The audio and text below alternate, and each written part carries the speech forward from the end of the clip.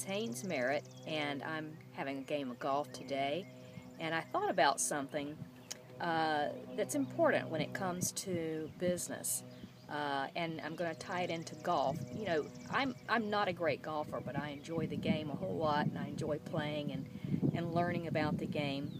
And sometimes when you play golf, no matter how good a golfer you are, some of your shots are really, really good, and some of them just burn the ground up and go nowhere, or fly off to the left or to the right. And the same thing can happen with online advertising. Sometimes you run an ad and it hits the target market perfectly and you get tons and tons of leads, and sometimes the ad sits there like a stone and does nothing and you get no sales. But you can't be afraid to try. You have to get out there and keep trying and keep learning, and take online marketing classes if you need to.